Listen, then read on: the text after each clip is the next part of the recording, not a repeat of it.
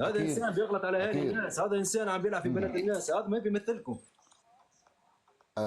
شغله تانية اللي بدي اقول لك اياها فارس، انت بالنسبه لإلك، يعني اذا واحد انغلط بامه بدكن اياه، واحد غلط بامه باخته بدكن اياه ما يعصب؟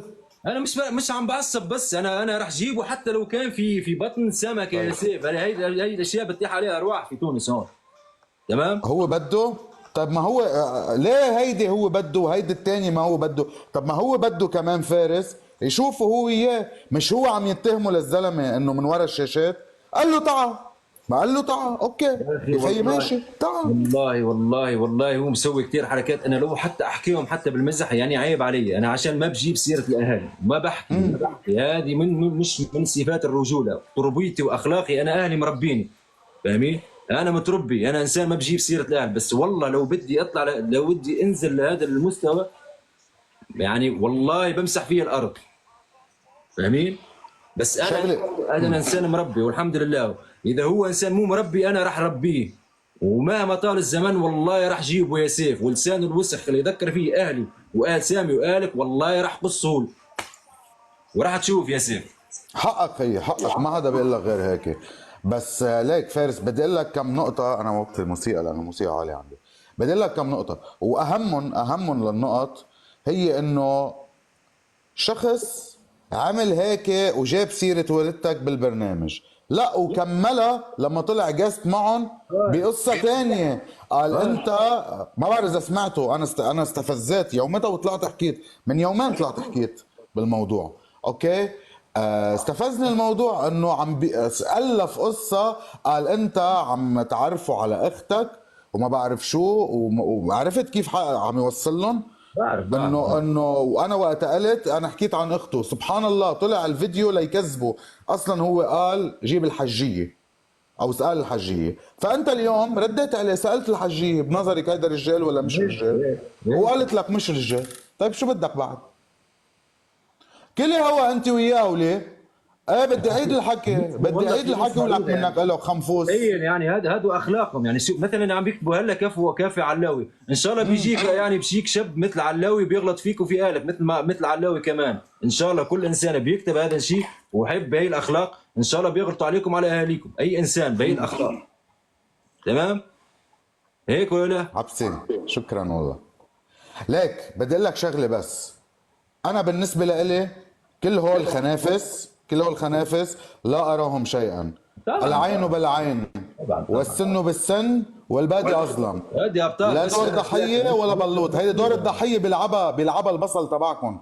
دور الضحيه بيلعبها الزلمه. قال له تعا تعا، ليه انا قلت له تعا، شو لا يا بدك اخي بعد اكثر بيبلع من هيك؟ لسانه لما يصير الموضوع واقع، بيبلع لسانه. والله لا في نتفة شعرة رجل هذاك الشعر اللي عم يشيله من قدميه يا سيف، هو لهيك عم يشيله اصلا عشان هو ما في شعرة رجل، فاهم؟ ما وما كنت راح بدي اقول يكون لك. الرجل ولو طال يا سيف.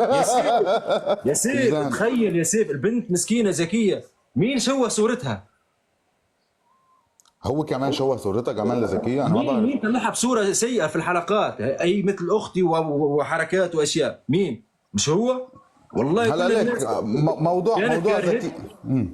خليني احكي لك، انا بضمن لك انه كمل. كل الناس كانت كارهتها من ورا عشان هي كل الوقت بتدافع عليه. شو صار هلا؟ بس زكيه حكت عليها شيء مو منيح بالحلقات، طلع وطعن فيها هي كمان.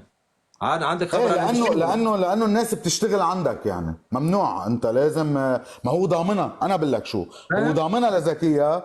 ففجاه بس زكيه قالت شيء ما عجبه، نزل قلب الغضب عليها كله عشان عليها. فانزات، قلب عليها عشان عشان فانزات. كلمه، اكيد انا غدر فينا عمي عشان شو؟ مش عشان طبيعي يا ابن فنزات. الرجال، مش طبيعي اقسم بالله مش وسبحان طبيعي. ليك والكارما سبحان الله. ليك يا فارس الفنزات اللي غدر فيني عشانهم سبحان الله تركوه، يا اكيد بس عرفوا بيتركوه بعدين سبحان الله. يا سيف يا سيف، الجزائريين ناس رجال يعني واعرين، يعني بناتهم اكيد. راجل كمان، فاهمني؟ وبناتهم الله واعرين. يعرفهم. ما بيقبلوا اكيد بهيك اشكال، ما بيقبلوا بهيك اكيد. اشكال. تعرف انا بعرف كثير جزائريين اخوتنا جارتنا جيراننا، والله هلا من شويه ما فارس كنت بيقبلوا عم بهيك بشكرهم اشكال، ما انه صحيوا. بيقبلوا بهيك. والله من شوي كنت عم بشكرهم انه صحيوا، خصيصا هون الناس. اوكي. خلص. ليش ما عم تتقبلوا انه بصلكم صار بصل مشوي؟ ليش؟ هو خلص انشوى بس راح. على المواقع، بس على المواقع يا ولما سيدي. بقى في حدا يطلع معه، انتبه، ما عم يفتح لايف. هلا هم فاكرين انه مشغول، ما عم يفتح لايف لانه عم يستحي، ما حدا عم يطلع معه بقى. ولحتى صفاء سحبت عليه، ما عم تطلع معه بقى. يا سيف عم بيطلع يطلع جستات بس في ليسمعوه. جلسات. علاوي والله بيطلع بس بجستات صغيره يعني، ويبلش يغلط في اهل الناس. هذا كله عم يسويه، اكثر من هيك انجازات ما فيه، ما فيش.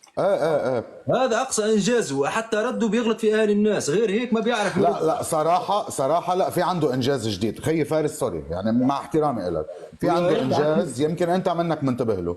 في عندك انجاز يمكن ما حدا منتبه له. صراحة انا بحس انه البصل خرجه يكون شرطي سير. ليش؟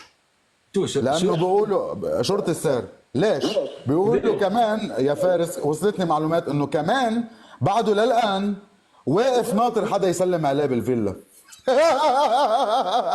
اطول واحد بيوقف بالفيلا، اكثر واحد. فهيدا انجاز لإله، عم يوقف اكثر بالفيلا صاير. ايه صراحة صاحب الانجازات الكبيرة.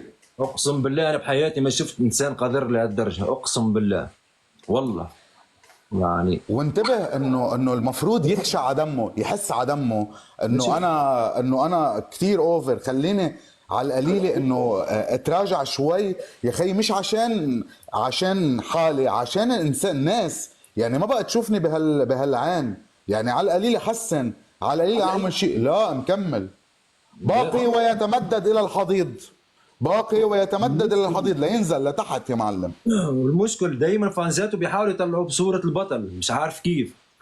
والله مسكينين يعني، حتى فانزاته حطتهم في موقف يعني في موقف سيء كتير يعني. هو مختفي، ما عم يرد، وتارك فانزاته مسكينين كل الوقت، وهو عم من مكان لمكان عم يدافعوا عليه. لحظة شوي، مين مساكين؟ ليك فارس اقول لك شغله، والله زعلان عليه. اي واحد بيفتري على حاله بس يشجع هيك انسان. بتكون انت افتريت على حالك، بتكون انت طلعت حالك بطريقه وسخه. اذا انت عندك على القليل شويه صحوه انت كفانز له لهيدا البصل، على القليل ما عم بقول لك روح لا شجعني ولا شجع فارس ولا شجع وجدان ولا شجع سامي، على القليله ما بقى تشجعه. بس اذا عندك بس شويه كرامه. عم يحطها في مواقف بيخه، اقسم بالله عم بيخجلهم يعني. كان كل الوقت بيقول انا بطل انا بطل، لما بنطلبه في الواقع بيصير بيبدا لسانه ويصير جبان، بيخلي يعني فانزاته مسكينين عم بيبرروا له، يلوجوا له في مبرر يعني. تاركهم مسكينين والله. انا زعلان عليهم اقسم بالله يعني، بالرغم انه كل اليوم بيسبوا فيني، بس والله زعلان عليهم. انا والله ما بترك الناس اللي تحبني هيك في موقف يعني سيء، انه بيلوجوا يعني بيبحثوا دائما على سبب او مبرر حتى يبرروا لي. انا بطلع وبرر لحالي، فاهم؟ عشان حتى ما بخلي الناس اللي بتحبني في موقف سيء. بس هو بيختفي، بيبلع لسانه بيختفي بالضبط. فارس بس بيطلع يسب على الناس. هذا اقصى شيء. هيدا هو ليك يبي عنده ثلاث شغلات. شيء ثاني اكثر من هيك عنده ثلاث شغلات. هو هيك هولي الفاضي، الانسان الفاضي عنده ثلاث شغلات يمشي فيها: يا الدول، يا الاعراض، يا اما الاديان. هول ثلاث شغلات وما تركوا ولا واحد فيهم. وانتم فاهمين علي يا خنافس، اوكي؟ لان انا متابعكم وعارف شو عم تعملوا. انا عرفت كيف؟ قول. بالنسبه للناس اللي عم بيحكوا غير الموضوع، انا مش راح اغير الموضوع لحتى طلع هذاك كل الفيلر اللي مسويه بوشه وبتيزه، فاهمين؟ بعدين راح يعني وشه قفا شعره ودقن يعني. بغير الموضوع لما اتاكد انه كل الفيلر طلع والبوتوكس، بغير الموضوع. شفيق شكرا لك. انا عندي ثلاث داعمين، هاي بقولها لاي حدا بيطلع معي. عندي ثلاث داعمين هن نمبر 1 عندي، اسمح لي اشكرهم معك خيي فارس. عندي اني بصل الداعم الاول، الداعم الثاني ندى خليفه، شكرا ندى خليفه. الداعم الثالث بيت شفيق كمان، شكرا لكم، حب كبير والله لكم عن جد، شكرا حب كبير. هو الداعمين الاساسيين عندي الثلاثه يعني. سيف اخي، بترجى ما تزعل مني، تمام؟ بس احتراما لإلي، وانت بتعرفني مثل اخي، بتمنى أوكي. هذاك الاسم ما تجيب سيرته وانا موجود، عشان ما بتصير لي مشاكل. خلص يعني نعم. فهمت علي يا سيف وريني. فهمت القصة فهمت. هم بيحطوني في موقف سيء يا اخي والله، حتى لما اقول صباح الخير بيقولوا لي انت بتغلط على بنات بلادك. فاهم؟ ما قصدي يعني شيء. طب فاهم؟ ما انا دائما يعني دائما بنتقد نيفين، ودائما كنت يعني مرات كمان بنتقد دعاء، يعني صرت انا بنتقد اولاد بنات بلد. ما قصي يا اخي بهي انا هلكيني هلك من هذا الموضوع والله، هلكيني هلك يا ما سيف. انت خص. بس اوكي شوف بفهمك. انت مش عارف اذا انت شفت اخر فيديو. بس دقيقه شوف شو حاكي علي بس دقيقه، وين الفيديو؟ لو تشوف انت بس شو حاكي علي اخر مره. كان هذاك بيحكي يعني انا راح اقسم فارس نصفين، فاهم؟ في الحلقات شفتها.